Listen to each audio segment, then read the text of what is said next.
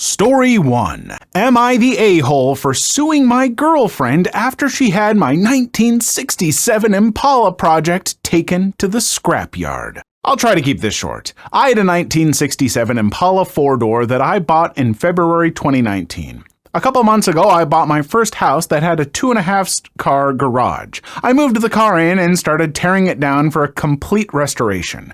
I had the body in one bay and the chassis in another, plus the whole garage filled with parts. About 2 months ago, my girlfriend came to live with me during this whole crisis, and the whole time has hated that car. She wants to park in the garage, but I have 2 acres of land with a lot of nice places to park under shady trees or hell, even in the barn, but it has to be inside. I tell her, tough luck, it's my house, and it's not like I can just throw it back together real quick. Anyways, I was out of town for a couple of days on a business trip for the small local company I work for.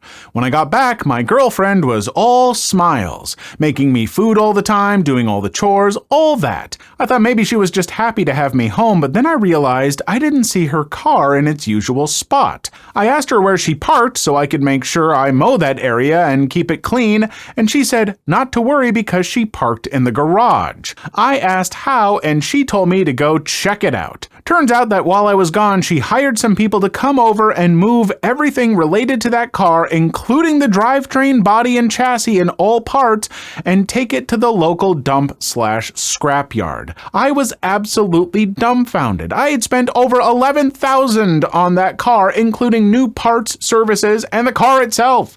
I told her that I was going to be taking her to court for that, and she brushed me off like I was being dramatic.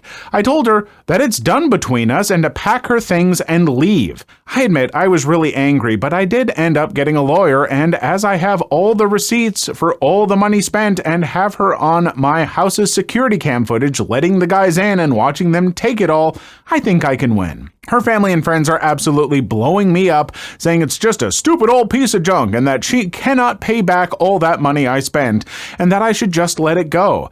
But I've been putting all my time, effort, and money into that car for a year and a half now, and god damn it if I'm not going to get justice for what she did. Am I the a-hole? I genuinely thought that this story was going to go in a whole different direction because I'm not a car person. I don't care about cars and car restoration stuff, and I have people in my life, family members that I love who are car restoration people that I think are great, and I've met some car restoration people who take that stuff way too seriously, and I thought that's where this was gonna go. This was not that. This is ridiculous. Like, she didn't even just sit down and have a discussion. She couldn't even get to a point like, is there any way that we can at least free up one of the bays and move some stuff into the barn or something like that, or some way to make things work because she really wanted to park inside. No, she just waited till you were gone and had it all hauled to the scrapyard. Like, clearly it's stuff of value that you're working on, so she didn't even try to sell it or just have it all moved to the barn, and then when he gets back be like, you're gonna work in the barn now, which still would be an a-hole move on her part, and you would still be justified in being like, why would you do this behind my back? That's super scummy. I think that this person maybe should have tried to work with her to get her a stall in the garage or something, maybe, but even then, I don't know, it's your place. She's just staying with you at the beginning of some event. I can't imagine what they were talking about. But yeah, no, she took things way too far, and I think you have a right to get compensated for all the stuff that she lost for you. So yeah, you're definitely not an a-hole. Story 2. 6 years ago, I switched my wife's cat with a more well-behaved look-alike. 6 years ago, I swapped my then-girlfriend, now-wife's cat with a more well-behaved look-alike. She had an all-black cat that was extremely aggressive. It scratched everyone, hissed at everyone, and didn't use its litter box half the time. My wife insisted she could get it to behave better. One week, she went out of town to visit her family, and I was supposed to go to her apartment and feed it. The first night I went over, it scratched the crap out of my arm. I joked to the cat that it's not special and I'll replace it if it scratches scratches again. The joke stuck with me until I had a thought about it enough that it wasn't a joke. The next morning, I went to the local animal shelter, found an identical cat who was already litter box trained and acclimated to people, but was a little skittish. Its owner died of a heart attack, and the animal shelter people said they think that's why it was skittish. But overall, it was a lot friendlier and better behaved, and the skittishness would help it resemble the original cat. So I adopted it, took it to my wife's apartment, settled it in, then drove her original cat to an animal shelter a town over. I was paranoid my wife would find out if I took it to a local one. It's been 6 years since then. We got married 4 years ago. We still have the swapped cat. It answers to the original cat's name. My wife knows nothing. She loves this cat and brags about how much better behaved it is. Every time I see it, I feel like a total piece of crap. Edit. For the people saying that the other cat was likely euthanized by the shelter, I just double checked, and the shelter I dropped it off at was and still is a no-kill shelter. What a great basis for a relationship, you know? What a solid foundation to have this beautiful foundation of a lie. Just a lie that you've held on to for years and years. I mean, you couldn't have just spent the money that you spent adopting a cat at the shelter to, hire a trainer to help you out with the cat that she loved? I know a trainer's going to be more in the long run, and it might take some more effort, but, I suppose who wants to put in effort for the person that they love when instead you can just lie to them and take away their cat? If I found out someone did this to me, if I was, your spouse, and I found out that you did something like this to me, I would break up with you, because what a scuzzy thing to do. I would feel so betrayed and lied to. I'm also very, very attached and big on pets and stuff. So, the fact that you had to look it up, that you didn't know it was a no-kill shelter, so you may have been condemning this cat too. You should have worked with her on training. You should have, found ways to do this. There are ways to help out pets. Get Jackson Galaxy in here. Oh my gosh. Yeah, no. I know you didn't ask it. This isn't an Am I the A-hole question, but guess what you are? Story 3. I put vegetables in all my food to stop my roommate's kid from eating it. Mom threatens legal action. I posted this in another forum, but received a lot of comments telling me to post it here as well. I, 26 female, live in a rented house with a single mother, 30 female, and her son, 6 male. I had another person living with me, but they moved out and the mother moved in. I don't mind living with her and her kid. It's fine, and we kind of do our own thing. I spend a lot of time at my boyfriend's place or working. Our work schedules collide, so we really don't interact much, but when we do, it's fine. No issues there. I want to start with saying that she clearly struggles financially, but I don't think it's an excuse. I don't make lots of money either. However, I've noticed that my food would go missing or portions would be taken from it. I assumed it was her kid, so I asked her if she'd stop him from eating my food. I was calm about it, and she just said she would. It didn't really upset me when it first started. It started getting annoying when I get home from work and expect to have a meal's worth of leftovers in the fridge, only to see it picked through or just gone. I kept bringing it up, and she started getting annoyed with me bringing it up. Just from observing them, I realized that neither of them ever eat vegetables, and judging by the food that would get picked through and the food that would be untouched, anything with green in it was avoided. Orange chicken would be gone, but chicken and broccoli would be untouched. So I started putting vegetables in everything. I find vegetables to be delicious, and anything green or not a potato does not get eaten. So I could mix some bell peppers in the food, and it would be fine. It makes a big portion of vegetables. I make a big portion of vegetables pretty frequently anyway, so I just started putting it in everything I eat. If I had leftover mashed potatoes, I'd pour green beans in and mix it up. If I had leftover cheesy bacon fries, I'd pour broccoli all over it and mix it in. Usually my homemade stuff has vegetables in it, but I started making sure everything did. I made a pot of mac and cheese, the kids' favorite thing, and poured in roasted Brussels sprouts, which is actually delicious to me, and I'm eating more vegetables, so it's a win-win. She had been seeming annoyed, but we were all home when I made the pot of mac and cheese. She was in the living room and saw me get out the Brussels sprouts and was like, "What are you going to do with that?" And I poured them in. She said I was being greedy and annoying. I just said, I like Brussels sprouts, and that was it. She said, "We need food." and I told her to go get some, or stop buying only pre-packaged things and your money will go further. I think she sees this as some big act of revenge, but I simply want to be able to eat my food. Also want to add that the sharing is not the issue. It's expected to have food there, and it's not. So often I'd be working a long day and get home expecting to have a meal's worth of food and it all be gone. Or I wake up in a rush and have my food ready to eat in the morning only to find it gone. So now I have to skip breakfast. If she would simply text sometimes, "Hey, is it okay if we eat food item?"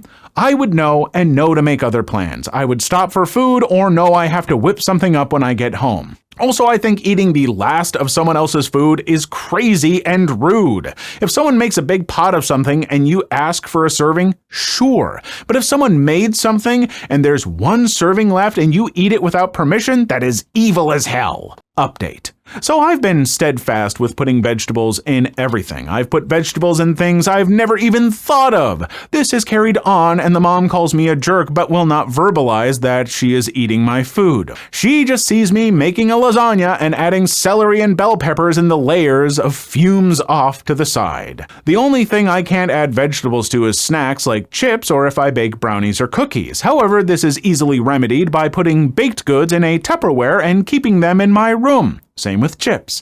As I've previously stated, sharing is not the issue. Recently, the kid knocked on my door and asked if he would have a bag of microwave popcorn. I said yes and gave him one. All of this would be way less annoying if she just texted, "Hey, can I have some of this?" and waited for my response before just helping herself. I do feel for the mom because she clearly struggles with cooking and trying new foods. She's older than me and winces at the thought of biting into anything green, and it is spreading to her kid, but it's no excuse. A few days ago, I was making taco meat out of ground beef, and like usual, she was looking without looking. She was off to the side watching my every move, but trying to look normal. I made a dish the day before that involved sautéed mushrooms and cut up peppers. So when the meat was almost ready, I opened the fridge, and she freaked when she saw me holding the mushrooms. She said, "Son's name hates mushrooms." And I just poured them in the pan and mixed them along with the cut up peppers. This caused her to react in a way I'd never seen from her before. She was yelling and stomping around the kitchen while the kid just watched. Felt bad for the kid to have to see his mom like that. People were worried about her tampering with my food. I don't think she's the kind to do that, but if she did, I would report that right away. She was flipping out, but she didn't snatch my food or knock anything over. She was opening and slamming cabinets, and it was all very silly. Then she started going off about how she's going to get the authorities involved. I just told her, sure, and that she needs to relax. She seemed genuinely upset and stressed, and I told her that I understand being a single mom is hard, but she needs to use her government assistance more responsibly. She'll come home with cold mac and cheese, sushi, and chicken from the grocery store, prepared foods, and blow all of it on that. I suggested food pantries and buying ingredients that last a while, like potatoes. She said I was being condescending and I always have food to eat. This is to address the just make a portion of your food and set it aside for her kid. I do not make enough money to regularly feed 2 other people. If every now and then she asks for some of my leftovers, sure, but this is a consistent thing that was happening.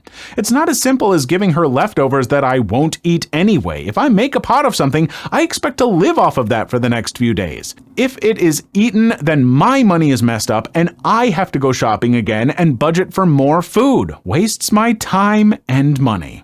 To the person writing this, you are absolutely being far too calm and reasonable. I think it's admirable. And I think that, you're being very, very good about all this. When for how long it's going on and how irrational she's acting, I would start to get pretty upset. I'd have a hard time not kind of yelling back a little bit. This is not my kid. This is not my responsibility. It's I don't have you as a roommate because I can clearly you don't have that much money if you have to have this person you don't really know as a roommate. So why should you have to be sharing all this extra food? And also, 30-year-old mom, I know you might not like vegetables and stuff, please get your kid to eat some vegetables. Oh my gosh, like, teach your kid some good habits. That's healthy stuff. Don't you want to have a nice healthy kid? Like, expose them to things. Get them to eat some good veggies. Doesn't like mushrooms. Mushrooms, just so good. Some bell peppers. There's so many things wrong here. And I hope that mom is kind of learning. It sounds, I don't know. I mean, maybe if there's a way to help give some more advice, but I don't know. It doesn't sound like this mom wants help learning how to take care of things better on her own. It sounds like she just wants to mooch off of you. And until she's ready to take those steps to better herself, I think she's just going to struggle. And that sucks for her, but it especially sucks for her kid.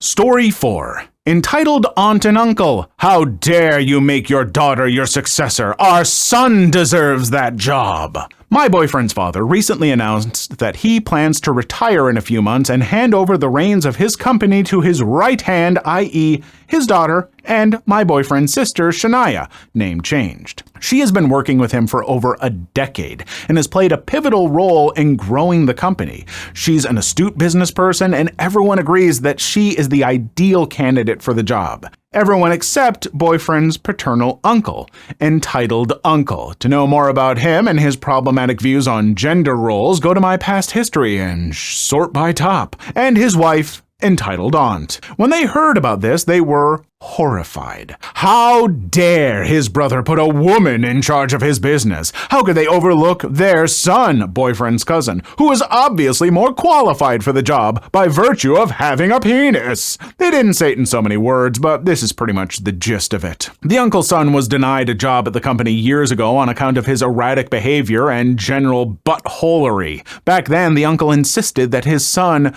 should just be handed a cushy job at the company simply because he was family. Now, the uncle had the gall to expect his brother to make him in charge of the company when he steps down. His reasoning is that only a man should inherit the family business, and that it just wasn't a woman's place. The uncle actually seemed way more upset about this than about his niece getting the job than he was about his son not getting it. He and his wife kept repeating the same nonsense about how it was a huge mistake to put a woman in charge when male members of the family were available. Boyfriend's dad tried to explain to them why Shania was suitable for the job, and the entitled uncle and entitled aunt's son wasn't. However, it's notoriously difficult to reason with bigoted crapheads. They refused to listen and actually suggested that boyfriend's dad take the son under his wing and teach him because he's so smart and he can learn really fast. He'll run the company way better than Shania, you'll see. Also, since your son, i.e. my boyfriend, isn't man enough to be your heir, you should give our son a chance.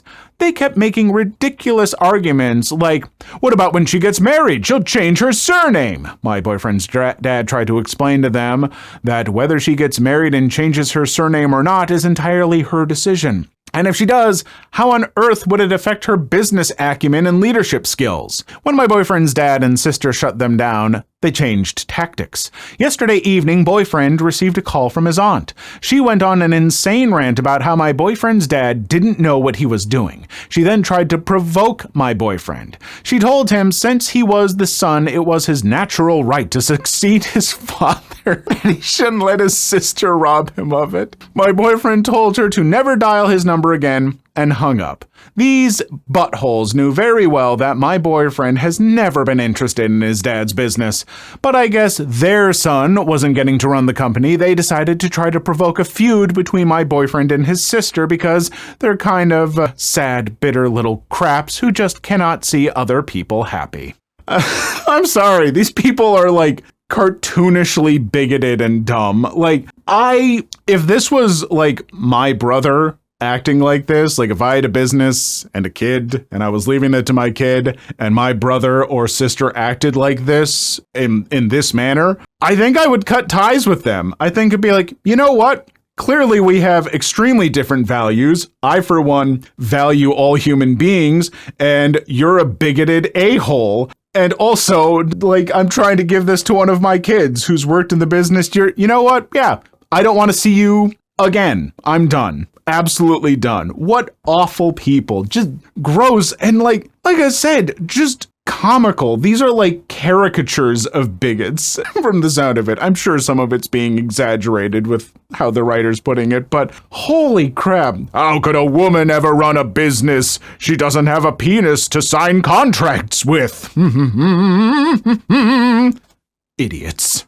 Please leave your story in the comments. I would love to make a video on them in the future. Also, don't forget to like and subscribe.